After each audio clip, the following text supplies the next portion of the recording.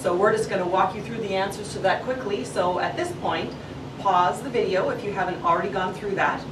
We should have prompted you already as you started to do that first, but if you haven't done that yet, please answer it first so that you get some learning out of this, okay?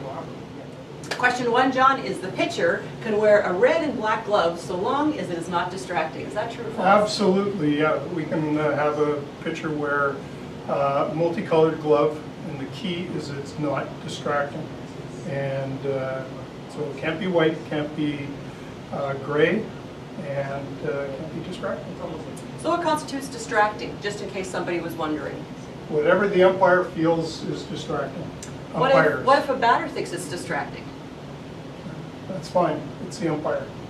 All right, so if somebody brings something to your attention and you notice it and go, yeah, I think it could be, then that's fair game for you to say in my judgment, right? Correct. All right. Number 2, if a batted ball comes to a complete stop directly on a foul line, it's a foul ball. Nope. Foul lines, fair territory.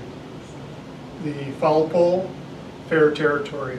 So if the ball is sitting or any part of the ball is touching any part of the line, fair ball. Remember, no voice, point only. Excellent. Number 3, if a batted ball hits the pitcher in the arm and then deflects into foul territory before first base, that's a foul ball. Fair ball, because it contacted a defensive player in fair territory, and that's what determines whether it's fair or foul. Correct. Number 4, if a batted ball hits the third base bag and then bounces back towards the third base dugout, it is a fair ball. Well, going back to our level 1, right, when we talk about the first and third base, and second base as well, all bases are in fair territory. So if a ball strikes the bag, it's struck and contacted something in fair territory, Fair ball. Awesome. Number 5, it is still a catch if a fielder has possession of a fly ball in his glove for 3 seconds before dropping it. Well, there's 3 things that will constitute a catch: possession, control, voluntary release. Nowhere do we talk about how long somebody has possession of that baseball.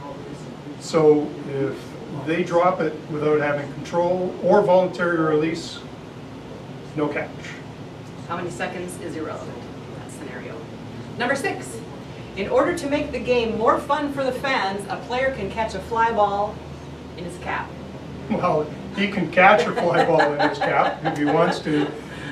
A batted ball is a 3-base award, and we'll cover that a little further along as well. All right, so that would be false.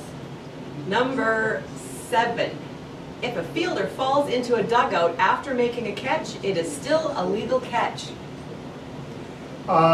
If they catch the ball in the field of play, then we have a catch. When they step out of play, it becomes a dead ball situation, and any runners on base may advance a single base. Okay, so that one will be true. Okay, number 8, on a foul tip, the umpire should signal strike and say loudly, "That's a foul tip." Well, the mechanic for a foul tip, and remember what a foul tip is. It's a ball coming off the bat, sharp and direct, and then is firmly caught. So the signal is striking the back of the hand and making the strike sign. No voice. So that one will be false.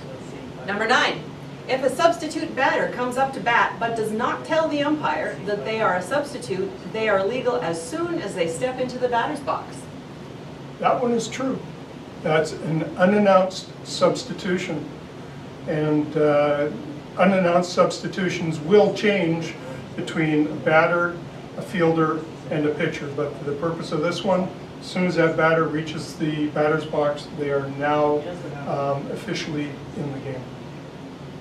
Number 10, in order to put the ball back into play, the pitcher must be on the pitching plate, or the rubber, with the ball in their possession, and the plate umpire must signal and say, "Let's get it on." Well, I mean, that's, it's pretty informal, but we're gonna do it the correct way. Pitcher on the rubber with the ball, and I always like to say catcher's ready, umpire's ready, the batter's ready, and then pointing with the right hand, pointing to the pitcher, play. So that one would be false. All right, number 11. The runner from first steals second. On the attempted throw from the catcher, the plate umpire gets in the way of the throw to second base, which ends up in center field. This is not umpire interference, as it was a thrown, not a batted ball. You agree with that, John?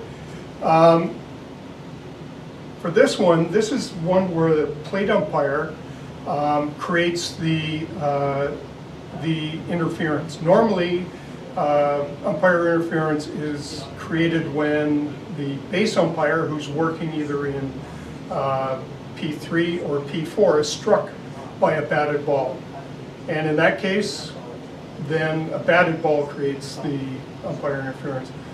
If a plate umpire or the catcher releases the ball and makes contact with the plate umpire behind them, the plate umpire will call umpire interference on himself by pointing down to himself and saying, interference, the ball remains live.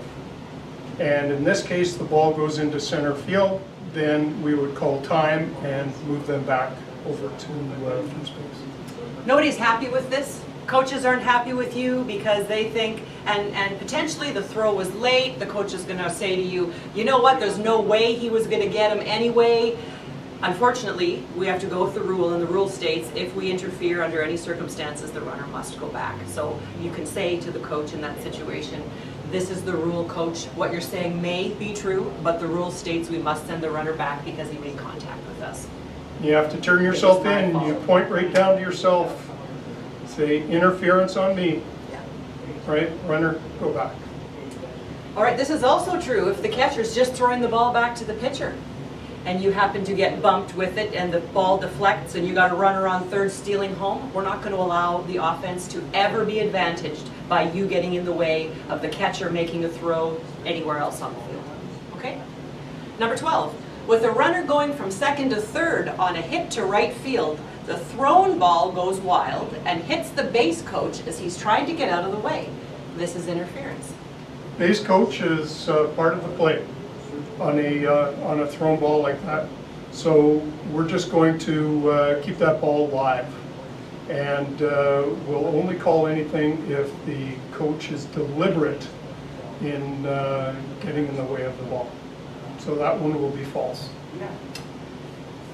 Number 13, the batter is hit in the hands while swinging at the ball. The umpire should award the batter first base. Are the hands part of the bat, John? No, hands are not part of the bat. Hands are part of the body. And if a batter attempts to make contact with the pitch and is contacted by the baseball, it is a strike. So it would be time, that's a strike. So that one will be false. Awesome. Number 14, with the runner at first, the batter hits a ground ball towards the second baseman. Before he can field the ball, it hits the runner going to second from first. The umpire should call obstruction on the runner and award the batter first base and call the runner out. Call obstruction on the runner. John, what do you have on that? This is the one where we need to know what the difference between interference is and obstruction. And obstruction is done by the defensive team, and interference is done by the offensive team. So we have a runner interference who the ball contacted him prior to reaching an infielder. The ball is dead immediately, the runner will be out, and then the batter is awarded first base. So mostly we word that an infielder other than the pitcher, right? The Yes. ball mostly gets past the pitcher. In most circumstances, we do not consider him an infielder in this situation because he doesn't have the opportunity to play the ball in most situations. Okay.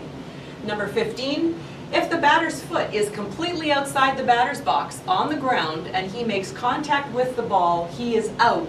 regardless of whether the ball goes fair or foul. Yeah, What do you got on absolutely, that, John? absolutely true. Irregardless of whether that ball is fair or foul, if there is contact being made, we are going to have an out. You want to make sure that the foot is on the ground, it is outside the box before we make that call. Okay. The key So that to one this is is true. completely. And it only outside. needs to be 1 foot. Correct. 16. With a count of 3 and 2, the batter tries to bunt the ball, but it rolls foul. The batter stays at bat with the same count. Oh, okay, bunted ball, 2 strikes, and it is foul. Time, foul ball, that's a strike, and it's recorded as a strikeout for the pitcher. 17. On a fly ball, the runner can retouch and leave their base as soon as the defensive player touches the ball. Yes, absolutely. So this is, go back to that first question, or one of the first questions where somebody had possession of the ball for 3 seconds and then dropped it. If there was a runner on base, it still doesn't matter the amount of time. It's the initial contact of when the defensive player made contact with that fly ball. That's when the offensive team can leave their base. Historically, there used to be players who would juggle a ball into the infield because this rule wasn't in effect and it was caught. So some of the old wily outfielders used to juggle the ball into a point where they would be close enough to be able to throw anybody out. So anyways, that's the evolution of the rules. 18. A pitcher can only have 8 warm-up pitches at the beginning of each inning. Yeah, that's true by rule, but as we will talk about later when we talk about the pitcher, 8 pitches for a new pitcher or the beginning of a game, and then in between innings, the same pitcher comes out again, we want about 5 pitches, unless we've got some really cold weather or a really long inning where the pitcher may need some up to 8. But we want to keep the game moving. So. All right. 19. If a batter argues balls and strikes, the umpire should immediately eject the player, the coach, and the player's parents. Well, we've almost got that one right. Okay. If it's the batter who's arguing, it's the batter that leaves. Okay. That's it. You may end up subsequently ejecting the coach if he persists in arguing Yeah, too. that's right. But step 1 is just the batter. Just the batter. If the coach comes out and continues, then they're going to be gone as well. And the player's parents, no, that's definitely. But yeah, so we got a false on this one. But nobody is to argue balls and strikes, but we don't start going to extended families for who we throw out of the game. And number 20. If the manager or catcher asks the plate umpire to check with his partner on a check swing, he must do so. Yeah, you know what? There is no downside to checking, right? So, Unless your partner's not paying attention, so always pay attention. That's right. Yeah. But yeah, somebody asked you, go down and check with your base umpire, whether they're in P2, P3, or P4. You'll always ask them. Okay, so that one is true. Awesome.